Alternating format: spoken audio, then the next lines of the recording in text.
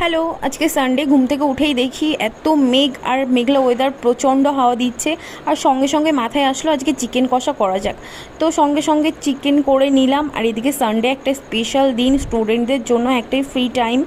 সপ্তাহে এত কাজকর্ম, পড়াশোনা, ঘুরতে যাওয়ার, খাওয়ার একটা ভালো দিন। তো আমি সন্ধ্যায় এটিএমে চলে গেছিলাম মেলায় যাওয়ার জন্য। আর এদিকে আমার টাকাটা ফেসে গেছিলো এটিএমে। এই প্রথমবার আমার সাথে এরকম হলো।